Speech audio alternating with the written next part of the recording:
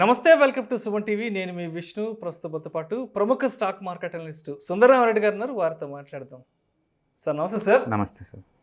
సుందర Reddy garu, passive income కోసం కానీ లేదంటే యాక్టివ్ ఇన్కమ్ కోసము లార్జ్ క్యాప్ ఫండ్స్లో ఇన్వెస్ట్ చేయడం బెటర్ అంటారా, లేదంటే స్మాల్ క్యాప్ ఫండ్స్లో ఇన్వెస్ట్ చేయడం మంచిది అంటారా? సో ఏ ఇన్వెస్ట్మెంట్ని ఏ విధంగా చూడొచ్చు అంటారు?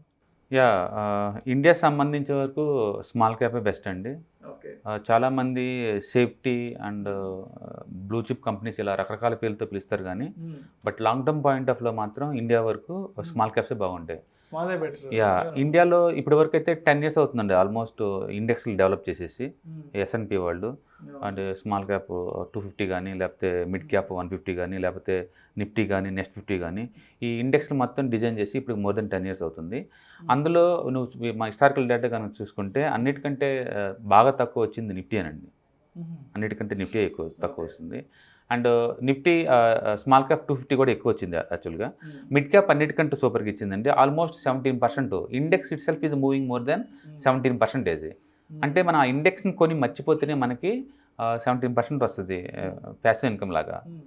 అందుకని మనం బెస్ట్ ఏంటంటే ఇండియాకి సంబంధించే వరకు స్మాల్ క్యాప్ అయితేనే బెస్ట్. అయితే ఇక్కడ ఒక విషయం స్పష్టంగా చెప్పండి. చాలామంది బ్లూ చిప్స్లో ఇన్వెస్ట్ చేస్తే ఇంకా తిరుగులేదు, వెనక్కి చూసుకోవలేదంటూ అంటే చాలా కాన్ఫిడెంట్గా చెప్తుంటారు కదా. మరి అంటే ఎందుకు ఇక్కడ మీరు దీన్ని కొంత బేసికల్ ఏంటంటే లార్జ్ క్యాప్ ఏంటంటే స్టేబుల్ బిజినెస్ మోడల్స్ అండి. అండ్ ఈవెన్ రిసెషన్ వచ్చినా తట్టుకుంటే, అండ్ దానికి ఎందుకు ఓవర్సీస్ బిజినెస్లో అవన్నీ ఉంటాయి కాబట్టి సైజ్ చాలా పెద్దదనమాట. చిన్న చిన్న బ్యాడ్ న్యూస్కి షేక్ అవ్వదు. కాకపోతే అదే టైంలో మీరు లాంగ్ టర్మ్ గ్రోత్ని కూడా సాక్రిఫై చేస్తున్నారు. ఎందుకంటే ఎలిఫెంట్స్ పరిగెత్తలేవు, దాని సైజు తగ్గట్టే ఉంటాయి అవి. అందుకని ఇవాళ రేపట్లో ఏంటంటే ప్రతి ఒక్క దాంట్లో ఒక ఎక్స్పర్ట్స్ ఏరియా, ఇప్పుడు టికెటింగ్ ఉందనుకోండి చాలా చిన్న ఏరియా, బట్ ఐఆర్సిటీసీ మోనోపోల్ ఆ ఏరియాలో టీసీఎస్ఎల్ వచ్చి దాన్ని బీట్ చేస్తారని అనుకోవట్లేదు. సో అట్లా ప్రతి ఒక్క దానికి పీవీఆర్ మూవీ థియేటర్లో నెంబర్ 1 అది, సిడిఎస్ఎల్ ఇవన్నీ స్మాల్ క్యాప్స్ కంపెనీ అండి. అందుకని ఈ స్మాల్ క్యాప్ కంపెనీ యూనిక్నెస్ ఉంటుంది. ఆ ఏరియాలో వాళ్ళు నెంబర్ 1లో ఉంటారు. అంటే ఎందుకంటే సైజు పెద్దది వాటికి. అందుకని షార్ట్ టర్మ్ పాయింట్ ఆఫ్లో లో బీటా స్టాక్స్ కాబట్టి స్టెబిలిటీ ఉంటుందేమో కానీ లాంగ్ టర్మ్ పాయింట్ ఆఫ్కి డెఫినెట్గా అది వెల్త్ క్రియేట్ చేస్తున్నట్టు హిస్టరీ ఏం లేదండి. కాకపోతే స్మాల్ క్యాప్స్లో మ్యానిపులేషన్ ఎక్కువ ఉంటుంది, రిస్క్ ఎక్కువ ఉంటుంది. నువ్వు సొంతంగా పిక్ చేసే బదులు మ్యూచువల్ ఫండ్స్ ద్వారా వెళ్తే మాత్రం డెఫినెట్గా 20 నుంచి 25% వచ్చే ఫండ్స్ చాలా ఉన్నాయి మ్యూచువల్ ఫండ్స్ నుంచి. సో ఇప్పుడు మనం షేర్ చేసుకున్న ఈ డేటాలో కూడా బిగ్గెస్ట్ రిటర్న్స్ వచ్చింది 17% మిడ్ క్యాప్ ఇండెక్స్ అండి. అంటే ఇండెక్సే 150 ఇండెక్సే నీకు 17% ఇస్తుంది. నిఫ్టీ హార్డ్లీ 11% ఉంది. సో అందుకని డెఫినెట్గా స్మాల్ అండ్ మిడ్ క్యాప్ కంపెనీస్కి ఎక్కువ స్కోప్ ఉంటుంది. ఎందుకంటే నా సైజ్ చాలా తక్కువ ఉంటుంది కాబట్టి, అన్ని స్పెషలైజ్డ్ కంపెనీస్ కాబట్టి పర్టికులర్ ఏరియాలో డెఫినెట్గా లాంగ్ టర్మ్లో అవి పర్ఫార్మెన్స్ ఎక్కువ ఉంటుంది. సో మూవ్ అవ్వడానికి ఈజీ ఎక్కువ రైట్. ఆ ఏరియాలో వాళ్ళు మోనోపలి కాబట్టి న్యాచురల్ ఎక్స్పాన్షన్ ఎక్కువ చేసుకుంటూ పోతుంటారు. ఇప్పుడు బీఎస్సీ ఉందనుకోండి, ఇండియాలో సెకండ్ బిగ్గెస్ట్ స్టాక్ ఎక్స్చేంజ్ అది ఎన్ఎస్సీ తర్వాత. అది స్మాల్ క్యాప్ కంపెనీ. సో న్యాచురల్గా దాని స్కోప్ ఎక్కువ ఉంటుంది. అలాగే సిడిఎస్ఎల్ కావచ్చు, అలాగే క్యామ్స్ కావచ్చు, చాలా కంపెనీస్ స్మాల్ క్యాప్స్లోనే మంచి యూనిక్నెస్, డైవర్సిఫైడ్ కంపెనీస్ ఉన్నాయి అండ్ మోనోపోలీ కంపెనీస్ ఉన్నాయి. సో మ్యూచువల్ ఫండ్స్ ఎక్కువ అందులో ఫోకస్ చేస్తారు కాబట్టి అవి రిటర్న్స్ ఎక్కువ వచ్చే ఛాన్స్ ఉంటుంది. చిన్న కంపెనీ అయితే ఉండొచ్చు, బట్ వాటి ఆపరేట్ చేసే ఏరియాలో మాత్రం అవి నెంబర్ 1లో ఉంటాయి అనమాట. అవి పెద్దోళ్ళు ఎంతైతే అవి గిట్టుబాటు అవ్వ వాళ్ళకి. ఇప్పుడు టికెటింగ్లోకి రిలయన్స్ కానీ లేదా అదాని కానీ వీళ్ళు వచ్చి ఐఆర్సిటీసీని బీట్ చేస్తారని అనుకోను. ఆ ఏరియాలో ఆ బిజినెస్ మోడల్ వాళ్ళు మోనోపోల్ అనమాట. అంటే మీరు నాకు ఈ సినారియో చెప్తుంటే ఒక విషయం గుర్తొస్తుంది. ఇప్పుడు మనం ట్రాఫిక్లో ఉన్నప్పుడు చిన్న చిన్న వెహికల్స్ సైకిల్ అడ్వాంటేజ్ అండి. టూ వీలర్స్, పెద్ద పెద్ద ట్రక్లు, బస్సులు ఆగిపోతాయి. ట్రాఫిక్ పూర్తిగా క్లియర్ అయితేనే అవి మూవ్ అవడానికి అవకాశం ఉంది. రైట్. సో అందుకని దాని అడ్వాంటేజ్, దాని సైజ్ దానికి అడ్వాంటేజ్ ఉందన్నమాట. కాకపోతే మనం ఓన్గా పిక్ చేసుకుంటే కొంచెం రిస్కీ కాబట్టి, ఫండమెంటల్ అనాలిసిస్ చేయడం కొంచెం టఫ్ కాబట్టి బయట వ్యక్తులకి బెస్ట్ ఏంటంటే వయా విత్ మ్యూచువల్ ఫండ్స్ ద్వారా ఎంటర్ అయినప్పుడు ఫండ్ మేనేజర్స్ చూసుకుంటారు అవన్నీ కాబట్టి వాళ్ళు ఇస్తారనమాట.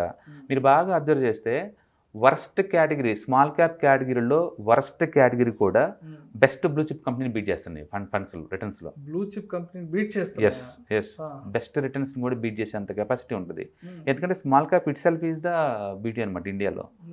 సో అందుకని ఇండియా సంబంధించి స్మాల్ క్యాప్ మ్యూచువల్ ఫండ్స్లోనే పెట్టుకోవచ్చు. ఈవెన్ స్టాక్స్ కూడా రిస్క్ ఎక్కువనే కానీ రివార్డ్ చాలా ఎక్కువ ఉంటుంది ఆ స్మాల్ క్యాప్స్లో, ఎందుకంటే దాని సైజుకి రివార్డ్ చాలా ఎక్కువ అనమాట. అవునవును. అందుకని పేమెంట్స్ ఇన్వెస్టర్ లైక్ డాలీ కన్నా కావచ్చు, పెద్ద పెద్ద వాళ్ళందరూ కూడా అన్నోన్ కంపెనీలు ఇన్వెస్ట్ చేస్తూ ఉంటారు. వాళ్ళకి ఏంటంటే సైజ్ చిన్నగా ఉండదు, లో ఈక్విటీ ఉండాలి, ఈక్విటీ తక్కువ ఉండాలి, అండ్ ఆ ఏరియాలో వాళ్ళు మోనోపలి ఉండాలి, అలాంటి వాటిలో వాళ్ళు ఇన్వెస్ట్ చేస్తారు. మన డాలీ కన్నా ప్రొఫైల్ కన్నా చూస్తే వాళ్ళు ఎక్కడ కూడా లార్జ్ క్యాప్లో పెట్టరండి. అన్ని చిన్న చిన్న కంపెనీస్లో అన్నోన్ కంపెనీలు ఇన్వెస్ట్ చేస్తారు. వాళ్ళకి ఆ ఏరియాలోనే కంఫర్ట్ ఉంటుంది అనమాట. బయట మనకేంటంటే ఆ ఇన్సైడ్ ఇన్ఫర్మేషన్ రాదు కాబట్టి, అంటే మనకంటూ ఓన్ డేటా ఉండదు, ఎందుకంటే కంపెనీస్కి వెళ్ళటం, వాళ్ళతో మాట్లాడటం, అండ్ వెండర్స్తో మాట్లాడటం, తర్వాత డిస్ట్రిబ్యూటర్తో మాట్లాడటం, డీలర్స్తో మాట్లాడటం, ఎంప్లాయీస్తో మాట్లాడటం, పెద్ద ప్రాసెస్ ఉంటుంది, అదంతా మనం చేయలేం. కాబట్టి బెటర్ ఏంటంటే మ్యూచువల్ ఫండ్స్కి రూట్లో వెళ్తే మనకి అది చాలా ఈజీ అనమాట. అందుకని ఇండెక్స్లు ఎక్కువ మూవ్ అవుతున్న ఇండెక్స్లు మొత్తం స్మాల్ క్యాప్ అండ్ మిడ్ క్యాపే. నిఫ్టీ 50 అవి చాలా తక్కువ గ్రోత్ అండి. మీకు ఇయర్లీ 12 to 13% కావాలి అంటే బ్లైండ్గా వెళ్ళటం తప్ప, మీకు అంతకంటే ఎక్కువ కావాలంటే మాత్రం look beyond the Nifty. Even next 50 కూడా, నిఫ్టీ తర్వాత ఉన్న నెక్స్ట్ 50 కూడా నీకు 15 to 20% రిటర్న్స్ వస్తాయి ఫర్ యావరేజ్ మీద. దాన్ని జూనియర్ బీస్ అంటారు. సో నిఫ్టీ బీస్ కన్నా జూనియర్ బీస్ బెటర్ రిటర్న్స్లో. అండ్ ఇండెక్స్లు కూడా మనం చూస్తే లాస్ట్ 10 years డేటాలో చాలా తక్కువ మూవ్ అవుతుంది నిఫ్టీ, ఎందుకంటే సైజ్ పెద్దది కాబట్టి. చాలామంది ఏంటంటే కంపెనీస్ ఇప్పుడు టీసీఎస్ ఉందనుకోండి, చాలా మంచి కంపెనీ అంటారు, బట్ 25% కన్నా అంత దాటదండి లాస్ట్ 10 years యావరేజ్ డేటా చూసుకుంటే. Reliance number 1 company, but again నేను 26% దాటదండి ఫర్ యానం లాంగ్ టర్మ్ చూసుకుంటే. ఇవన్నీ కూడా మంచి కంపెనీస్ అయినా సరే 20 నుంచి 25% దాటిపోలేవు అంత ఈజీగా. అది ఒక సింగిల్ కంపెనీ, మనం తీసుకునే కంపెనీస్ అన్ని రిలయన్స్ అవ్వవు కదా, మనం తీసుకునే కంపెనీస్ టీసీఎస్లో మూవ్ అవ్వవు కదా, అందుకని రిస్కే ఎక్కువ ఉంటుంది రివార్డ్తో పోల్చుకుంటే. సో అందుకని వాటితో పోల్చుకున్నప్పుడు డెఫినెట్గా మ్యూచువల్ ఫండ్స్ ద్వారా ఏంటంటే డైవర్సిఫై అవుద్ది రిస్క్. ఒకటే ప్రొడక్ట్ కాబట్టి సింప్లిఫికేషన్ ఉంటుంది, మనం దాన్ని ఈజీగా మేనేజ్ చేయొచ్చు అనమాట. అందుకని డెఫినెట్గా యాక్టివ్ ఇన్కమ్ కానీ ప్యాసివ్ ఇన్కమ్ అని ఉంటే స్మాల్ క్యాప్ వాటిలో చాలా ఎక్కువ మనీ ఉంది, స్మాల్ లేదు మిడ్ క్యాప్లో డెఫినెట్గా. Thank you sir, thank you so much Sundararam Reddy గారు.